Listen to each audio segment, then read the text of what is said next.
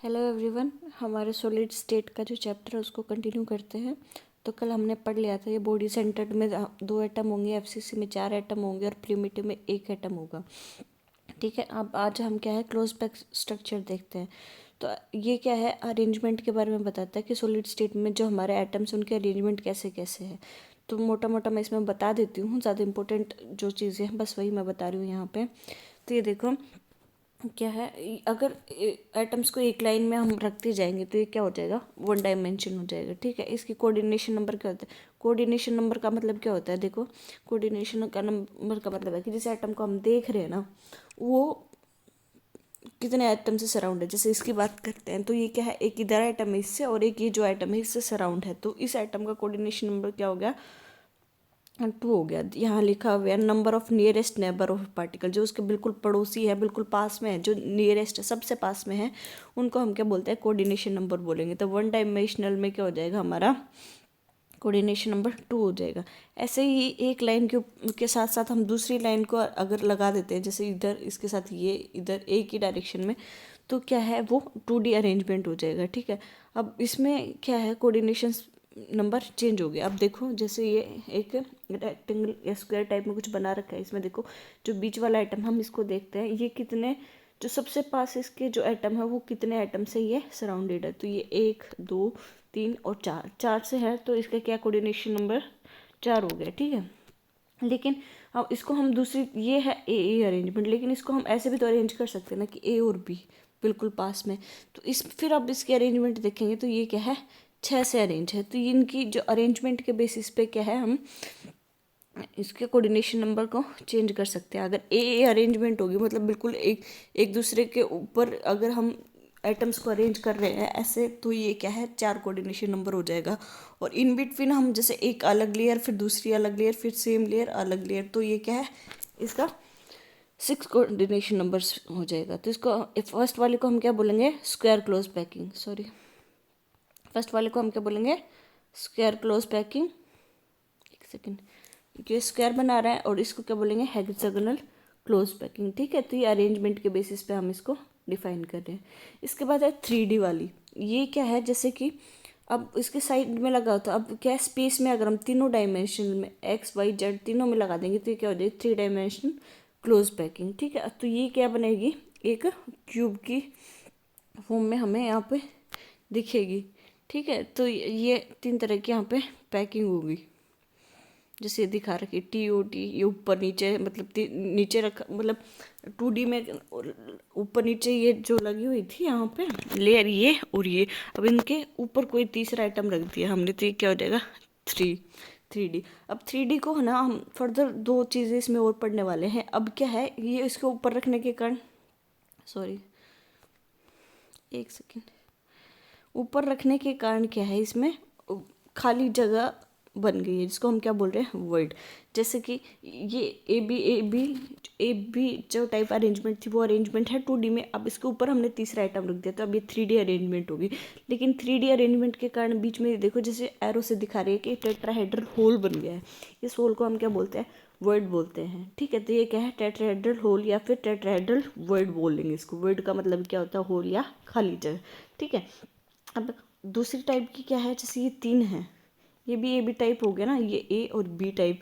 ठीक है, इसी पे ए और बी हमने ऊपर रखी है, वो अरेंजमेंट क्या, ए बी हमने ऊपर रखी है। तो अब ये क्या है, एक होल बना रही है, ये जो होल बना रही है उसको हम क्या बोलेंगे, ऑक्टाहेड्रल वर्ड। ठीक है, तो 2 चीज़ें थी, टेट्राहेड्रल वर्ड और ऑक्टाहेड्रल वर्ड 3D अरेंजमेंट में।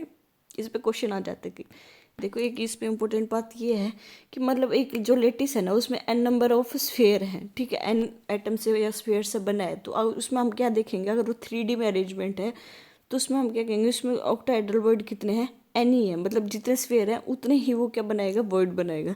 लेकिन ऑक्टाहेड्रल वर्ड्स की जब हम बात करेंगे तो उसमें क्या हो जाएंगे, 2n, मतलब स्फेयर से डबल उसमें ऑक्टाहेड्रल वर्ड बनेंगे। तो एक ये इंपॉर्टेंट बात है, इनका नंबर देख लेना। टेट्राहेड्रल छोटा वर्ड है ना, 4 से बन रहा है, तो ये डबल लगेंगे, ऐसे करके हम इसको याद रख सकते हैं।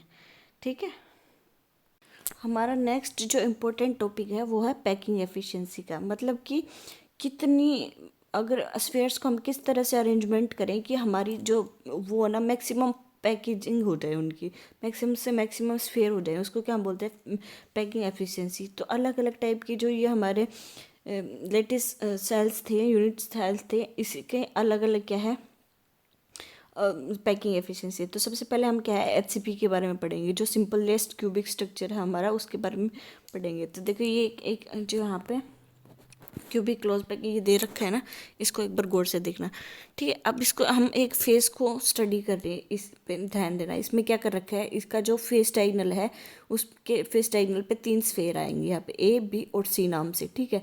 तो ये ए और सी को मिलाने पे हमारे क्या एक ट्राइंगल बन रहा है ए बी सी, ठीक है। ये वाला देख लेना, ये बन रहा है। तो ये क्या कह रहा है in triangle A B C, यहाँ से देखना क्या कह रहा है, ए सी को क्या है बी मान लिया, यहाँ पे लिखा हुआ है। तो क्या A C square is equal, A C square किसके इक्वल हो जाएगा बी सी स्क्वायर और ए बी स्क्वायर के पाइथागोरस थ्योरम से, ठीक है। तो ए जो है हमारा ये हमने ए माना था और ये हमने बी माना था। तो क्या हो जाएगा A square plus A square is equal to 2a square, और ये किसके हो जाएगा बी रूट 2a। सिंपल जो एक पाइथागोरस थ्योरम से हमें हाइपोटेन्यूज मिलता है वो हमें मिल गया रूट 2a। अब देखो ये जो स्फीयर है उसकी एक की स्फीयर की रेडियस कितनी है r दे रखी है।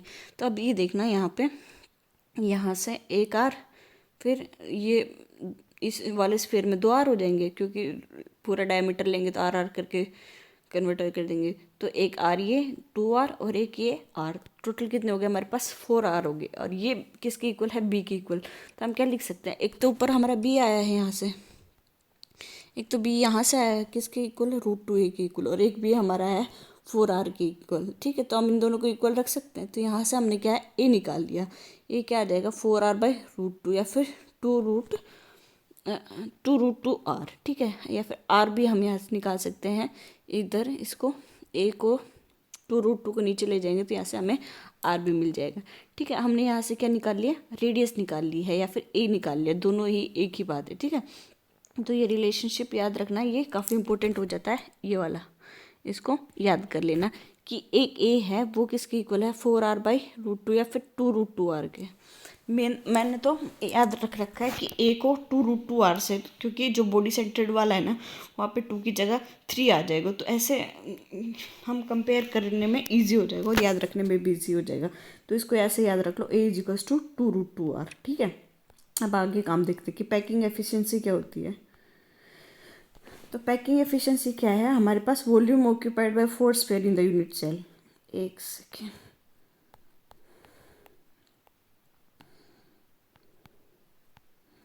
ठीक है। तो packing volume occupied by 4 sphere in the unit cell, ठीक है। चारों स्फीयर से 4 स्फीयर हैं यहाँ पे, उनकी packing efficiency into 100 upon total volume of the unit cell, ठीक है। और पूरे यूनिट सेल की कितनी वॉल्यूम है उसमें आप पढ़ेंगे, क्योंकि ये देखो 4 स्फीयर पढ़ते हैं हम सीसीपी में, एचसीपी में 4 स्फीयर पढ़ते हैं ना, ऐसे अरेंज करेंगे कॉर्नर पे तो हमें 4 स्फीयर मिलते हैं। इसलिए क्या है हम इसमें एचसीपी हो गया एफसीपी हो गया फेस सेंटर्ड वाले में हमने ऊपर पढ़ा था ना कि 4 स्फीयर हैं। तो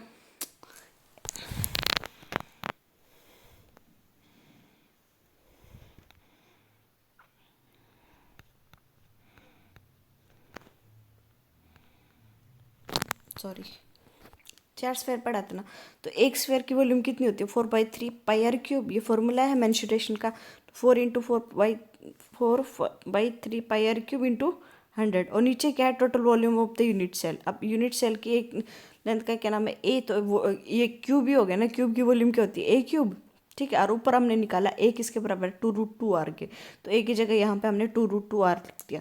अब इसको सोल्व करेंगे ना तो इसका आंसर क्या आएगा 74%, ठीक है।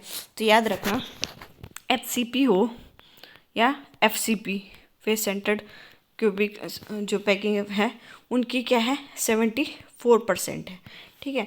तो ये देखो एफ में भी ऐसे आता है ना उल्टा 7, जैसे हम ऐसे लग रहा है जैसे उल्टा 7 लिख दिया और ये 7 है, तो ऐसे याद रख लेना एचसीपी या एफसीपी में क्या है 74% एफिशिएंसी है पैकिंग एफिशिएंसी, ठीक है। अब ऐसे ही हम बॉडी सेंटर्ड के देखेंगे। तो यह इतना तो हमें आ गया था ना हमारा कि बी क्या है रूट 2a के इक्वल है, ठीक है। इसमें नया क्या है, अब इसमें बॉडी सेंटर्ड है ना, तो एक नया हम वो लेंगे जो कि जो क्यूब का एक डायगोनल बनाएगा, ठीक है। क्यूब को तोड़ते हुए एक डायगोनल बनाएगा, तो वो क्या हो जाएगा हमारा A square plus B square is equal to एक सी आएगा। ये देखो मैं बताती हूँ,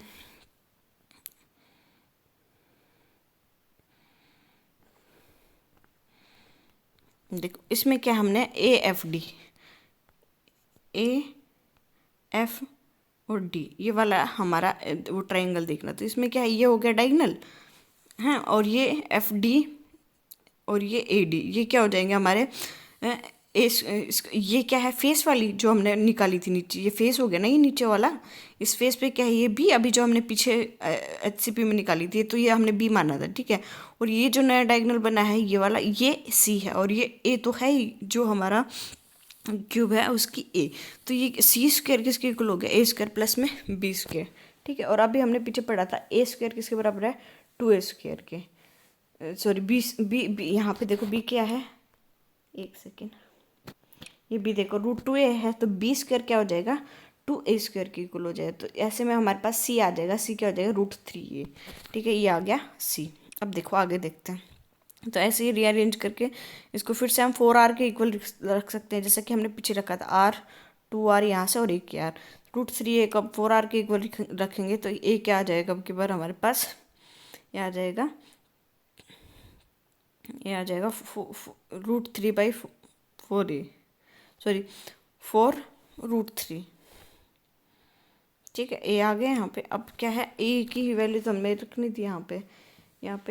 अब देखो बॉडी सेंटर में हमने पिछली क्लास में क्या पढ़ा था कि बॉडी सेंटर में कितने हमारे पास आते हैं 2 हमारे पास फेयर आते हैं, एटम बोल सकते हैं। तो 2 × 4/3πr³ इंटू में ए की जो हमारे पास वैल्यू है 4/√3r ये रखेंगे तो इसकी एफिशिएंसी आ जाएगी 68%। सोल्व कर लेना। मेन अगर ये सब सोल्व ना करो, डेरिवेशन ना करो ना, तो फिर भी इतना याद रख लेना कि बॉडी सेंटर्ड में एफिशिएंसी है 68%। अब देखो बी जैसे लिखते हैं वैसे 8 लिखते हैं, तो बॉडी और 8 क्या है कोरिलेट कर लेना, याद रह जाएगा। जैसे कि एफ से हमने क्या याद रखा है 7, तो एफ और 7 74%, मतलब FCP या HCP में CCP में क्या है 74%। ऐसे ही बॉडी सेंटर्ड वाले की बात करें तो बी क्या 8 जैसे है, तो इसमें क्या है ये हमारी 68%। ऐसे हम कोरिलेट करके याद रख सकते हैं। लास्ट इसमें है packing efficiency of simple cubic की, ठीक है। अब देखो सिंपल क्यूबिक में हमारे पास क्या वॉल्यूम ऑफ 1 एटम, तो सिर्फ ये देखो 8 स्फेयर है ना, तो जो हमारे ए आएगी ना वो क्या है हमारी 8r की इक्वल आ जाएगी, सॉरी 2r की इक्वल, मैंने गलत बोल दिया।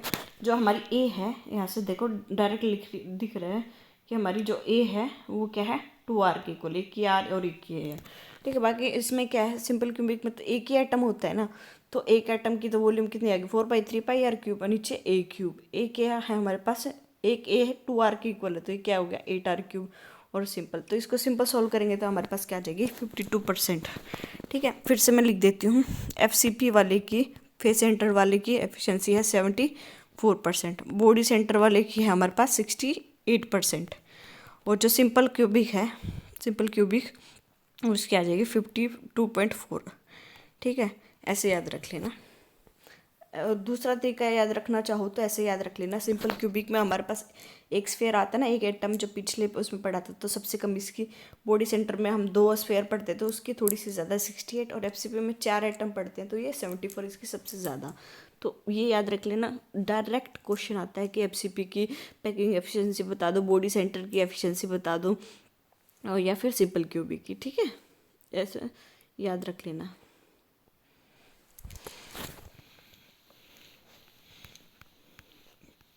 पैकिंग एफिशिएंसी हमने पढ़ लिया। नेक्स्ट है हमारे पास कैलकुलेशन यूनिट सेल, ठीक है। अब हाँ ये जो डेंसिटी वाला मैं फार्मूला बता रही थी ये आएगा हमारा फार्मूला। अब देखो एक इसमें क्या है वॉल्यूम ऑफ यूनिट सेल कितनी है a³, ठीक है, क्योंकि जो यूनिट सेल है वो हमने एक क्यूब मान रखी है, तो क्यूब की वॉल्यूम क्या हो जाएगी a³। Mass of the unit cell कितना हो जाएगी, उसका मास कितना, नंबर ऑफ एटम कितने हैं उसमें यूनिट सेल, और मास ऑफ ईच एटम, ठीक है। तो जैसे जेड मतलब जैसे कि हमने बॉडी सेंटर में 2 पढ़ा है, FCP में 4 पढ़ा है और सिंपल क्यूबिक में 1 पढ़ा है, तो वो जेड की वैल्यू हो जाएगी। और मास मतलब एक एटम का कितना मास है वो हो जाएगा, ठीक है। मास ऑफ एन एटम कितना हो जाएगा यहाँ पे ये हो गया moles upon sorry mass upon Avogadro number, ठीक है। तो इससे हम क्या है, एक सेकेंड यार,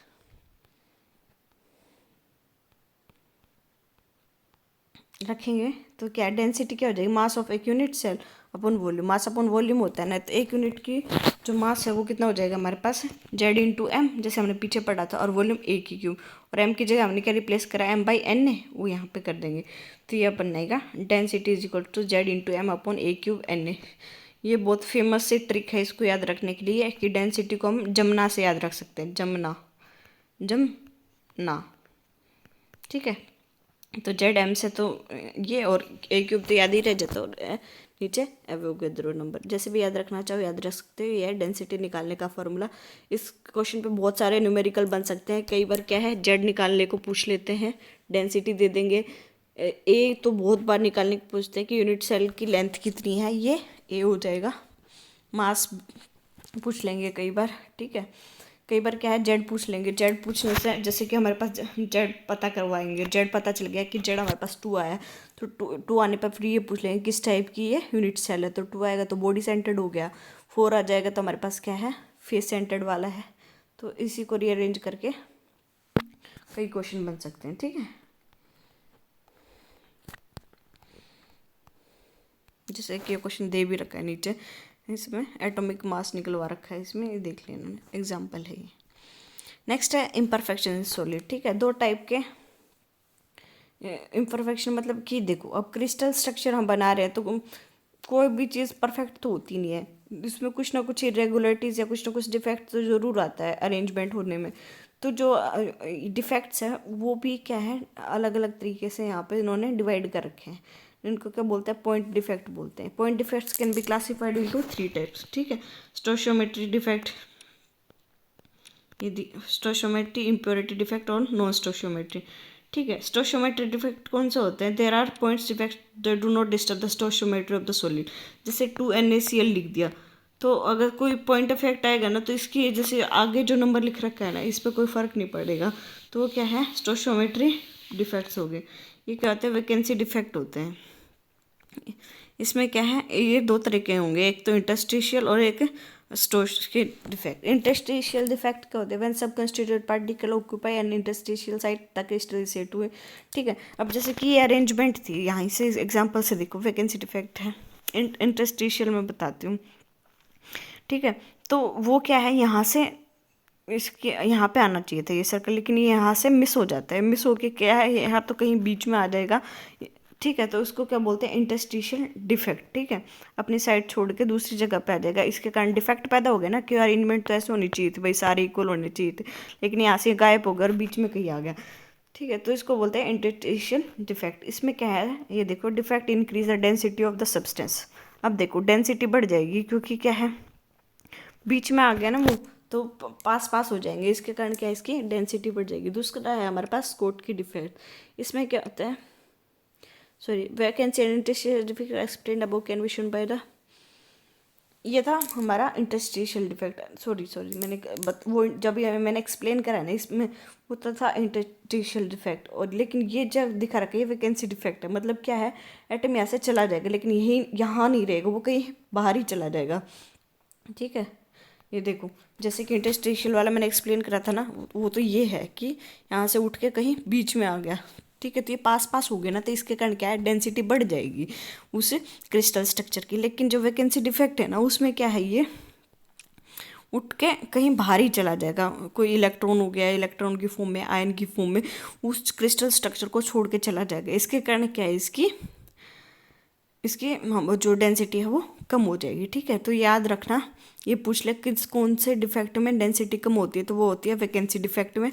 और इंटरस्टिशियल साइट में क्या है, वैकेंसी वो डेंसिटी बढ़ जाती है, क्योंकि ये सारे पास में हो जाते हैं, ठीक है। ऐसे ही क्या है, 2 साइंटिस्ट के नाम पे हैं, ये क्या है, उनको क्या बोलते हैं, फ्रेंकल और स्कोट की डिफेक्ट, ठीक है। ये बिल्कुल सेम है, बस मैं आपको बता दूं, जैसे इंटरस्टिशियल है ना, तो इफ़ से याद कर लिया, इफ़ याद रख लोगे ना तो बिल्कुल एकदम याद रह जाएगा। मतलब इंटरस्टिशियल वाले जैसे बिल्कुल क्या है, फ्रेंकल डिफेक्ट है। इसमें भी देखिए लिख पड़ेगा, it creates a vacancy defect and its original site and an interstitial defect in new location, ठीक है। इंटरस्टिशियल जैसे मैंने बताया ना कि उठ के बीच में आ जाएगा और डेंसिटी बढ़ा देगा, बिल्कुल सेम वैसे क्या है फ्रेंकल डिफेक्ट है। फ्रेंकल डिफेक्ट भी क्या है, डेंसिटी बढ़ा देते हैं।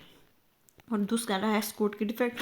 तो एक जो फ्रेंकल और स्कोट के दो नाम बताए ना मैंने, तो फ्रेंकल तो इंटरस्टिशियल वाला हो गया, तो शॉर्ट की क्या हो जाएगा, बिल्कुल वैकेंसी वाले के जैसे। तो ये याद रख लेना, ठीक है। नेक्स्ट है हमारे पास, ये देखो दिखा भी रखा है यहाँ से, बिल्कुल एकदम हो जाएगा। देखो जैसे फ्रेंकल मैंने इंटरस्टिशियल वाला बताया था ना कि वैसे ही है, मतलब क्या है अपनी वैकेंट साइड को छोड़ के कहीं बीच में घुस गया, बीच में घुस गया तो ये क्या होगा, इंटरस्टिशियल जैसा होगा। स्कोट में की मैं क्या बताया था, वैकेंसी वाले जैसे बताया था, मतलब क्या है वो उठ के कहीं बाहर ही चला जाएगा। देखो कहीं बीच में दिख नहीं रहा ना, जैसे कि ये यहाँ पे दिख रहा है, ऐसे इसमें कुछ भी नहीं है, वैकेंसी परमानेंटली इसने क्रिएट कर दी। तो यहाँ तो डेंसिटी इंटरस्टिशियल और फ्रेंकल डिफेक्ट में क्या डेंसिटी बढ़ जाएगी, स्कोट के डिफेक्ट में और वैकेंसी डिफेक्ट में क्या है यहाँ पे या तो बढ़ेगी नहीं यहाँ पे, या फिर कम हो जाएगी, या तो कोई फ़र्क ही नहीं पड़ेगा या फिर कम हो जाएगी, ठीक है। अगर मतलब फ़र्क क्यों नहीं पड़ेगा, फ़र्क मैं इसलिए नहीं बता रही क्योंकि अगर कैटायन भी चला गया और एनायन भी चला गया तो दोनों क्या है शो कर देंगे, ठीक है। इसमें क्या है स्कोट के डिफेक्ट का एग्जांपल क्या है, ये रहा इंट्रोडक्शन ऑफ कैटायन वैकेंसी नेसियल, ठीक है। यहाँ पे क्या है एक सोडियम था और सोडियम यहाँ से उठ के चला गया था, ऐसा हमने किसमें पढ़ा है स्कोट के डिफेक्ट में। तो स्कोट के डिफेक्ट क्या है, नेसियल जो है, केसीएल हो गया, सीजियम क्लोराइड हो गया, ये सब क्या है हमारे शॉर्ट के डिफेक्ट्स हैं,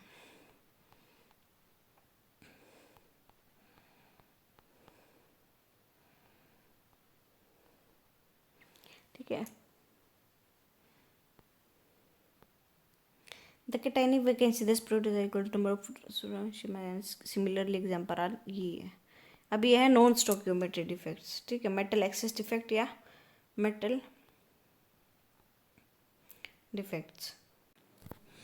अब देखो मेटल एक्सेस डिफेक्ट हम पढ़ते हैं। मेटल एक्सेस डिफेक्ट में क्या है, जैसे कि इसमें लिख रखा है फॉर एग्जांपल NaCl का हम एग्जांपल लेते हैं, तो इसमें क्या है जैसे NaCl को अगर जब हम हीट करते हैं तो जो क्लोराइड आयन है वो यहाँ से रिमूव हो जाता है। क्लोराइड आयन यहाँ से जाएगा तो पीछे क्या छोड़ के जाएगा, एक इलेक्ट्रॉन छोड़ के जाएगा। तो Cl नेगेटिव जाएगा तो यहाँ पे एक क्या है इलेक्ट्रॉन छोड़ के चला जाएगा। अब देखो Cl नेगेटिव चला गया लेकिन सोडियम तो उतनी ही है, तो यहाँ पे क्या है मेटल ज़्यादा हो गया, सोडियम ज़्यादा हो गया, मतलब मेटल की एक्सेस होगी, तो इसलिए क्या है इसको मेटल एक्सेस डिफेक्ट बोलते हैं एनायन के जाने से, या फिर इसको क्या बोलते हैं anionic vacancy due to anionic vacancy. देखो एनायन जाने से क्या है हमारे पास वैकेंसी क्रिएट हुई है, उसके कारण क्या है मेटल बढ़ गया, तो इसलिए क्या बोलते हैं मेटल एक्सेस डिफेक्ट। ऐसे ही है मेटल डेफिशिएंसी डिफेक्ट। इसमें क्या है FeO का एग्जांपल है, यहाँ पे आयरन चला जाएगा, आयरन चला नहीं जाएगा, मतलब दो स्टोकियोमेट्री फॉर्म में प्रेजेंट होगा, इसके कारण क्या है मेटल की डेफिशिएंसी हो जाएगी। नेक्स्ट है इलेक्ट्रिकल प्रॉपर्टीज़, ठीक है। ये बिल्कुल इजी है, कंडक्टर पढ़ेंगे, इंसुलेटर और सेमी कंडक्टर। अब कंडक्टर कौन से होते हैं, the solids with conductivity ranging between 10⁴ to 10⁷, ठीक है।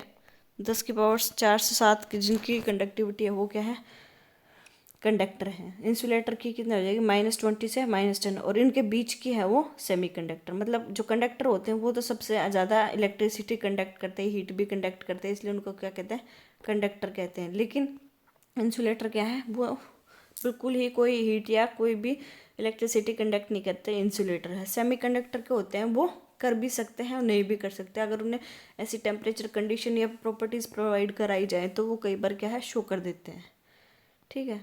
अब कंडक्शन कैसे होता है देखो, अब है पार्शली फिल्ड बैंड। ये क्या है दो बैंड है, मतलब यहाँ से हमें कंडक्ट करानी है चीज़ यहाँ तक, ये दोनों बिल्कुल एकदम आपस में जुड़े हुए हैं। मेटल्स में कर देगा, जैसे ये क्या है मेटल्स में क्या है जो यहाँ से और यहाँ पे जो हमें ट्रांसफ़र कराना वो बिल्कुल क्या है जुड़े हुए हैं, यहाँ एक दूसरे पे ओवरलैप हो रखे होते हैं, इसलिए क्या कहते हैं कि मेटल्स हैं जो अच्छे कंडक्टर होते हैं, मतलब बिल्कुल इनको कोई भी दिक्कत नहीं होगी, ये आराम से यहाँ पे इलेक्ट्रॉन को पहुँचा सकते हैं। लेकिन इंसुलेटर में क्या होता है गैप होता है, दो तरह के बॉन्ड बैंड बोलते हैं, एक तो फील्ड बैंड हमने बोला है, दूसरा हमारा क्या है एम्प्टी बैंड। फील्ड बैंड से यहाँ पे हमें इलेक्ट्रॉन भेजना है इलेक्ट्रिसिटी कंडक्ट कराने के लिए, लेकिन इंसुलेटर में क्या है बीच में गैप होता है, इसलिए ये उछल के तो जा नहीं सकते, एक दूसरे से टच होके इलेक्ट्रॉन तो ऐसे ही ट्रांसफ़र होते ना, यहाँ से एक दूसरे को, फिर दूसरे के पास, तीसरे के पास।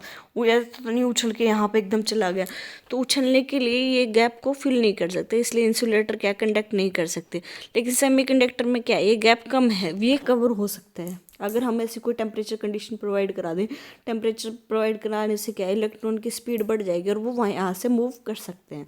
ठीक है, तो ये एक एक्सप्लेनेशन सी प्रोफाइल डायग्राम पे कंडक्टर, सेमीकंडक्टर और उस पे। ठीक है, हायर क्लासेस में हम क्या पढ़ते हैं, फेरोमैग्नेटिक, पैरामैग्नेटिक और वो सब भी पढ़ते हैं, लेकिन अभी 12th लेवल पे इतना पढ़ने की हमें ज़रूरत है नहीं, वैसे दे रखे हैं मैग्नेटिक प्रॉपर्टीज़। पैरामैग्नेटिक क्या होते हैं, मोटा मोटा मैं बता देती हूँ। पैरामैग्नेटिक होते हैं जिसमें क्या है, अनपेड इलेक्ट्रॉन्स होते हैं, जैसे O2 हो गया। ठीक है, अब O2 में कितने हैं, वो पूरा मॉलिक्यूलर डायग्राम वगैरह एक्सप्लेन करने के इसमें ज़रूरत है, तो आई थिंक इतना सफिशिएंट होगा। पैरामैग्नेटिज्म से याद रख लें, जिसमें अनपेड इलेक्ट्रॉन होते हैं अरेंजमेंट करने के बाद। ठीक है, डायमैग्नेटिक में क्या है, होता है अनपेड इलेक्ट्रॉन नहीं होते, इसलिए ये मैग्नेटिक प्रॉपर्टी शो नहीं कर सकते। और पैरामैग्नेटिक में क्या है, काफ़ी ज़्यादा वो होते हैं, जो डोमेन्स की फॉर्म में अनपेड इलेक्ट्रॉन्स होते हैं। तो ये चैप्टर यहीं पे फिनिश करते हैं। आई होप आपको समझ में आ गया होगा सारी चीज़ें। कल जो नेक्स्ट वीडियो होगी उसमें हम क्या करेंगे, प्रैक्टिस क्वेश्चन करेंगे, जो आज तक KVS या TGT PGT एग्जाम में स्टेट वगैरह में जितने भी क्वेश्चन आए हैं 20 से 25 क्वेश्चन वो एक्सप्लेन कर दूंगी और पूरा चैप्टर कवर हो जाएगा। Thank you so much for watching my video. Please like, share and subscribe.